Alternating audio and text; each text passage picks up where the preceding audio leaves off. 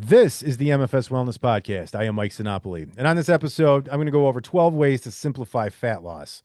So I put this list together myself because I went over some failures I've had in the past, struggles I've seen clients have, and just kind of observing society. A lot of it's going to have some gray area to it, and I'll call that out as I can. But for the vast majority of this, it's going to be a barrier to your fat loss and your overall health. At the end of that, after I go through the 12, I have 5 steps, basically, 5 things to focus on that will lead to sustainable fat loss over time where you will keep it off. After that, I have one big piece, one big aspect that if it's not addressed can negate this whole thing. So that'll tie it up real nice in the end, and I hope that somebody can learn something from this and it'll be an eye opener. So that's my goal with this episode here.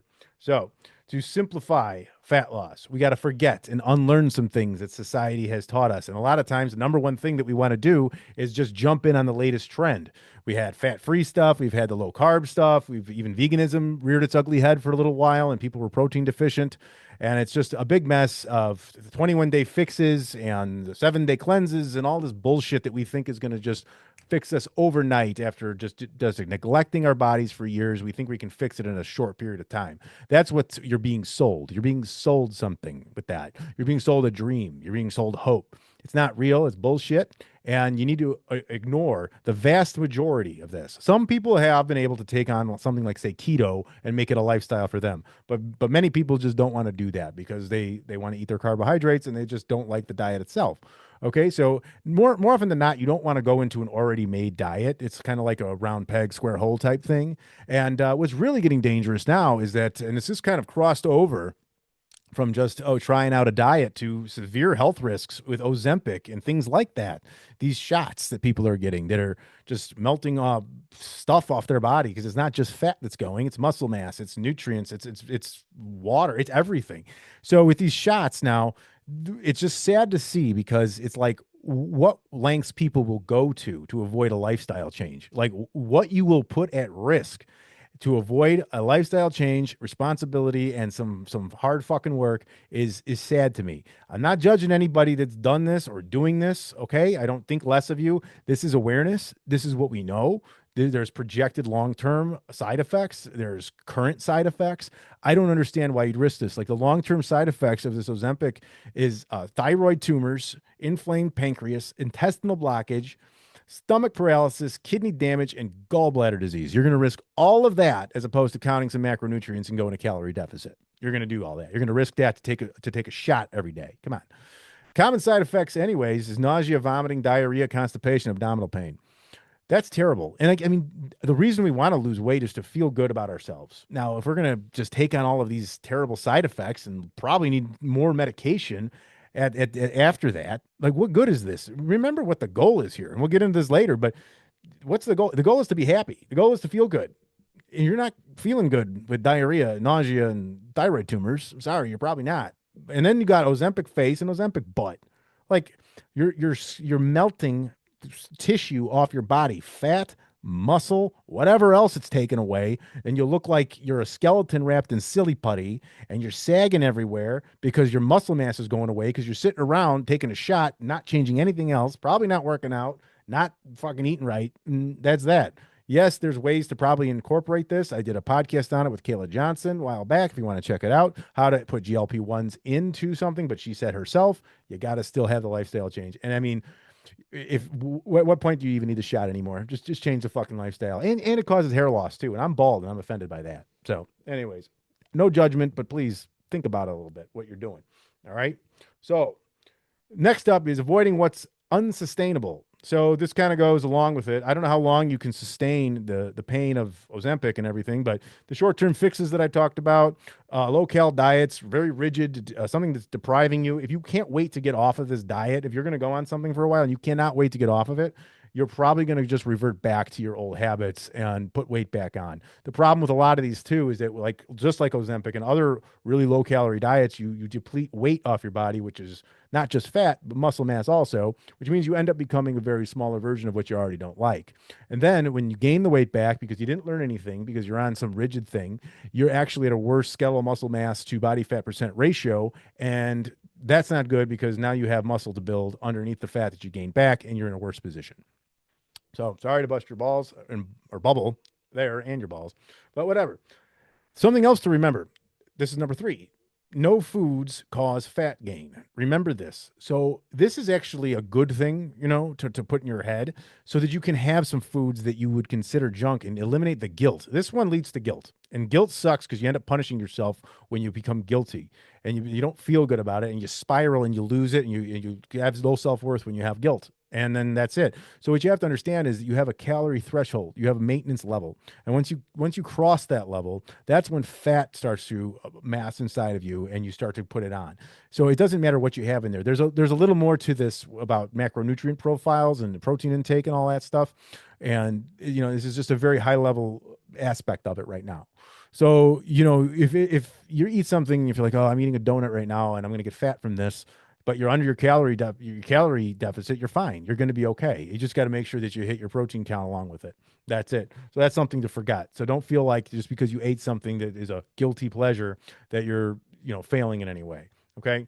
And speaking of fears and everything like that, and it's guilty to have carbs at times, right? Because we all have been fucking programmed so heavily to think carbohydrates are the damn devil, and that when we put that in our body, we are just going to put fat on immediately. This is still out there. There's a lot against it. There's a lot of proof here.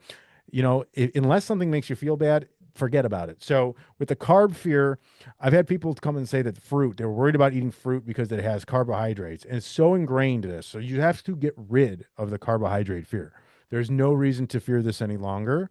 Outside, this is for fat loss. Outside of any other diseases or anything like that, or allergic reactions or anything of the sort, different story. Okay, so this is strictly fat loss. So carbohydrates can be a good source of food for fat loss. It really can be. So you just have to regulate it and make sure, like I said before, hit your protein target and stay in your calorie deficit. Done. Okay. Next up, I'll get yelled at for this one a lot. Quantity, then quality. All right. What I mean by that is that we are heavily focused on the quality of our food. Here in the United States, especially, they got the whole Maha movement thing, removing dyes out and taking out different chemicals and trying to clean it up.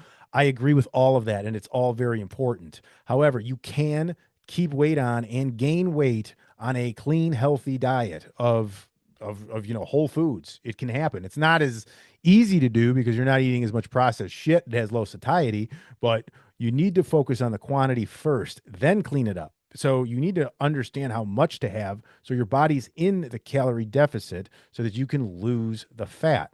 All right. You want to lose the fat from the calorie deficit, preserve the muscle from the protein content, and repeat over and over again.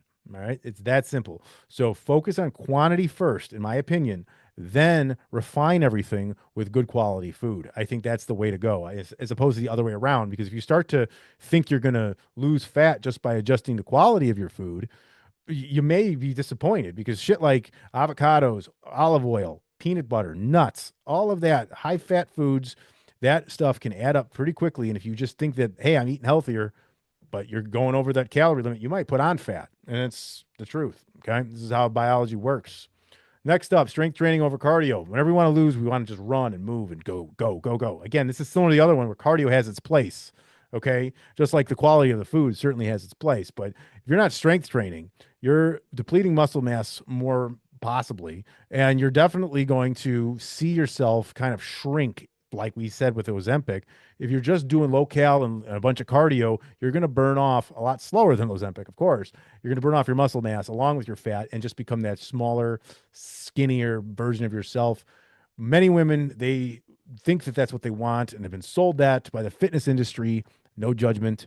It's unfair to women, especially, but they end up becoming skinny and then they realize they're not happy with their body because what they really want are the curves and the strength and that look and that toned look that they look for, it, which includes building muscle. So there's a lot more to that. So strength training should be your priority. Cardio has its place. It's very good to have movement and stay moving, not even just with running or cycling or any of that. Just walking is great. So don't sit here and say, oh, cardio is shit. I didn't say that. It has its place, but you got to be strength training. And then, the diet's got to be in place.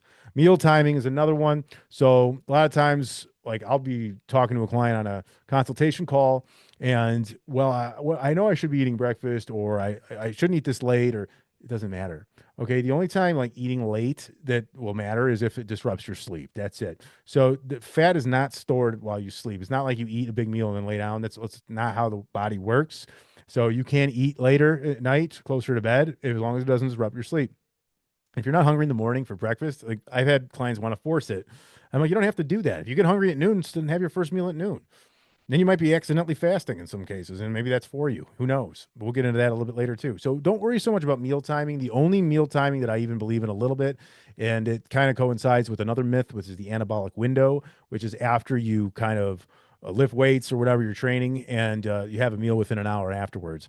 Typically, you're going to want to do that anyways, because if you're training right, you're going to get an appetite within the hour after you eat. So there is maybe some truth into that, but I don't believe that anabolic window is as necessarily as rigid as it sounds. So I don't think the body works that way. So I wouldn't worry about it too much. So put meal timing away. It's one more piece you don't have to think about. All right. Unnecessary supplementation is out there too. We put this big, like, I don't know, stock into supplements. We think they're superior than food. They're not. They supplement food. That's the name of it. It's to replace what you're not getting with food. So if you can get enough protein, enough branched chain amino acids, enough glutamine, all that stuff within your diet, you don't need the supplements. There is one that's very important to me, and it's creatine monohydrate, 5 grams a day, men or women. It has brain cognitivity to it, and it saturates your muscles with water. It's great for muscle growth. So creatine monohydrate would be the one supplement that I'd say is super necessary and very worth it. It's very inexpensive. You don't have to get anything fancy. Just put five grams a day in your body and call it. That's it. Have it with whatever else you take, and just structure it after your workouts or however you're going to do it to remember to do it. That's it. Whey protein has its place, but is not anything more superior than chicken, beef, fish, or whatever other sources of protein. It is helpful if you are struggling to get there through food to drink a protein shake with 30 to 60 grams of protein in it. That can really be helpful. But again, not superior and not needed. So really look into the supplements, because a lot of times the amount of money that's been wasted on these things is it's got to be astronomical. But so be aware. Next is the fucking scale. The scale is a tool. It is a machine. It is a very cheap machine, and it doesn't know what's on it. And your body is a lot more, and there's a lot more to your body, I should say, than what the scale knows. You have water weight, you have food in you. There's so many things, waste, all kinds of things going on within you. Stress holds things in. You could be putting on muscle mass, and that shows up on the scale. Don't get too excited about the losses, and don't get too down about the stalls or the gains, because it's not that big a deal. Have multiple ways to gauge your progress. Buy a pair of pants that are 2 sizes too small. Take progress photos. Any of that kind of shit is helpful. Measurements, whatever you want to do, but just lay off the scale and the obsession with it. Use it, get a good relationship with it, and if you don't, pitch it and try other things. That's all I can say, because the scale has caused people to get too excited or too down on themselves. I've seen people have quit, and it's just part of the process. A one spike and they're out, and they can't handle it, and then you got to throw that thing away. Okay, so moving along, you got fasting. Okay. So fasting has there's probably some health benefits to it. I know there's some cell regeneration type things that people talk about, and other internal health benefits. But as far as fat loss goes, there's no magic to this outside of the calorie restriction you set for yourself. You're setting yourself up with, say, 16 hours of no eating. And where maybe in those 16 hours is when you would have gorged out of the pantry or something at night. So in that realm, yes, the fasting is helping you due to a restriction, but the fasting itself is not burning the fat. It's just putting less calories in your body because you're mentally putting a time restriction on it. So if you have two people with the same body type, same goals and everything, and one person overate at their maintenance within a fasting window, they're going to gain fat. And if a person is hitting their calorie deficit, but they don't fast at all, they eat with whatever, whenever they want, they're going to lose the fat. So it all is about intake. It does not matter. Again, it's like timing. It's a restriction. And if it works for you, fine. This is another one that has some gray area because if the fasting and the restriction of the calories in a time manner helps you from overeating, then keep it going. If you like it, do it. It's not going to hurt you, but again, that's the reality of it. Next is perfection. Perfection fucks everybody up because we want to be on this like perfect plan and do everything meticulously. And then the problem with it is that once we have an error, we call, or a mistake, then we give up and we quit. The problem is the mistakes are the eye openers. The failures where the learning happens, and that's what needs to happen. You need to fuck up to learn. That's just the best way to go. Following a rigid plan through is not how life works at all. It doesn't coincide with life. So the failures and the screw ups and the oops, I fucked up today kind of shit, that's what you really want to have happen. So going for perfection will also take you down to this place of, beating yourself up because you didn't do it right or something was wrong. It's really a personality trait too for some people, and it's you got to let it go. And then long-term expectations, perfection has no place. So ditch the perfection. It's not real. Okay. Clinging to excuses. This is also like a victim mentality type thing. This one's really dangerous and it's very common. People are jealous, people are envious, and they're going to cling to that excuse of when they see somebody else doing the work that they are not doing and they want to avoid that personal responsibility. Not only will they maybe tear somebody else down, but they will also say that they have this and you have that, you're privileged in this and that they'll throw out words like that, just showing their victim mentality. And just they cling to it. They hold it because if they have that, they absolve themselves of responsibility. The excuse sucks that out, and that keeps them there, and then they diminish you in return. So take your excuses and realize them. It takes a lot. This is not an easy one. This is a hard one. This is actually the hardest one, I think, for people, is to come to it's coming to face yourself, that your excuses are just that you can do it. Some people might have it easier than you, and they might. For instance, like someone without kids, sorry. But again, that's not the rule because they might not have kids, but they might have a bunch of other shit in their lives going on. But it is harder with children when you have that responsibility. Maybe they have two jobs. We don't know what their thing is. It doesn't matter what anybody else has. You can't get mad about the scenario you're in based on where everybody else is at. So you got to take the excuses and realize that your body does not give a shit about what you got going on. It's going to put fat on if you treat it like shit and eat like crap and don't move. It's just going to do that. And that sucks. I don't make that rule, but it's the rule. So victim mentality is something that will cripple your life. It'll ruin relationships. It will ruin everything. And unclinging from the excuses is probably going to be your best bet. Okay. So know about that. Now, so we got those things to unlearn. I kind of breezed through them because I could sit there and talk about each one entirely too long, and we don't need that today. So you can kind of go through those, and I'll give you my contact info at the end if you want to talk about that more. But 5 areas to focus on. Now, these 5 bullet points I have up here. Okay, if you do these 5 things here, these will result in long-term sustainable fat loss while preserving your muscle mass. So you want to be in a calorie deficit, which means you know your maintenance level. You subtract maybe a few hundred calories off of it, and that's your calorie target. You got to eat zero point 0.8 to 1 gram of protein for your lean mass body weight. Put that out there, put that in there, and you can eat whatever you want around that. Strength training, like we talked about before, and then staying active and moving around. That is very important as far as your body not giving out, and there is an extra calorie burn to it, but movement is not the way we want to do it. So, and then sleep. Sleep is not something we talked about. But if you have a bad sleep, you're probably not doing the rest of this. You don't seem to eat right when you sleep bad. You don't move. You don't train. You're in a mood. You might get moody and kind of cope with food or something like that. So sleep deteriorates everything and fucks everything up. It messes up your system, fat loss, and all kinds of other things that I won't get too deep into. But these are 5 things that I think that you want to really focus in on, and I think it'll be successful. Now, I did say there is one big aspect that if you don't address it, this is the foundation. So if you're building a house, right? Here's a cliche little analogy. You're building a house. You don't just build it on the dirt. You got to build a foundation underneath it, a solid one. And sometimes you already have a shitty foundation built.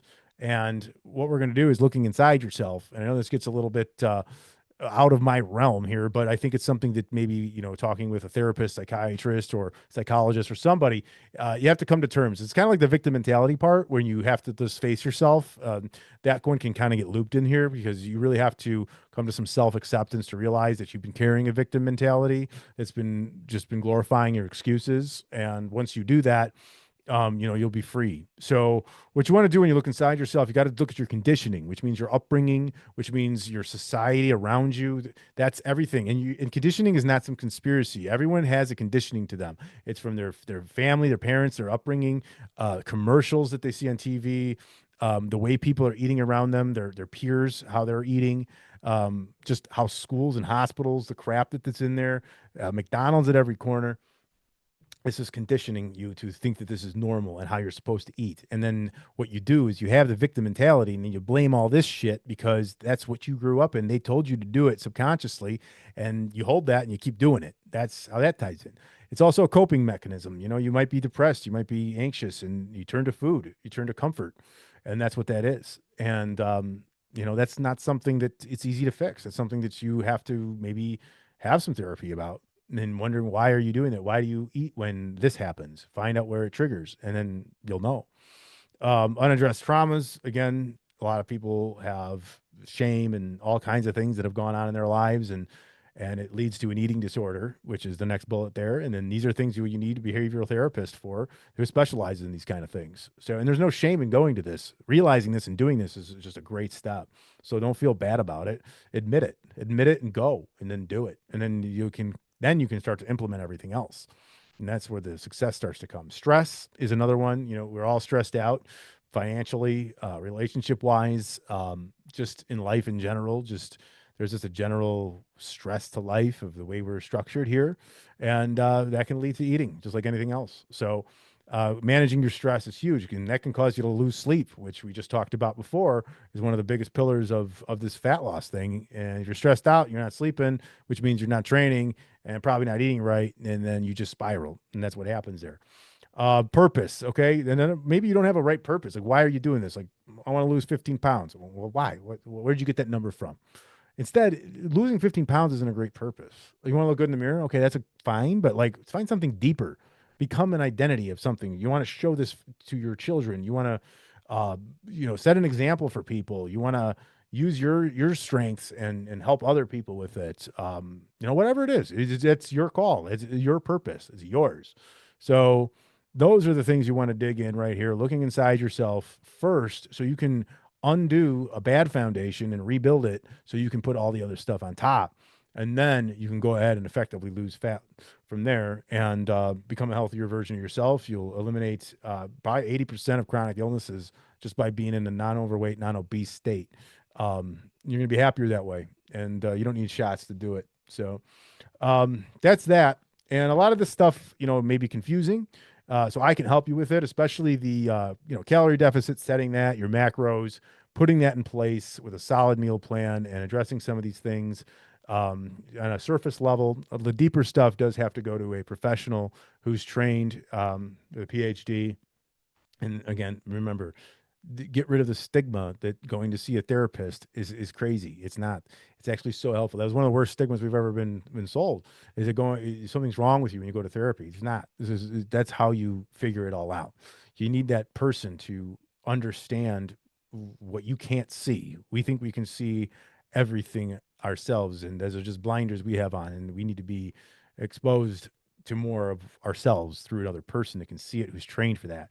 So there's nothing wrong with that. But when it comes down to day in and day out eating, figuring out what's going to work long term and sustainable, I can help you out with that. The email address to contact me is mike@mfswellness.com. Social media, mainly Instagram and Facebook, is at MFS Wellness. My website is www.mfswellness.com. So yeah, they're still doing the website thing, and those are still valid apparently. So that's really everything here. So I wanted to put this out here just because, I've been talking about a lot of other things on this podcast. We're doing that relationship trilogy thing and a few other things that just kind of stay away from fat loss and fitness. There's a lot to talk about. It is a little beaten to death. So I like to get to other aspects of this. So if you have any requests or anything you want to talk about or be on this thing with me and do it, I really enjoy it. And I do love the feedback and I appreciate everyone who does listen. So until I come back with another episode, just stay well, think about what you're doing, and contact me if you need it. Take care.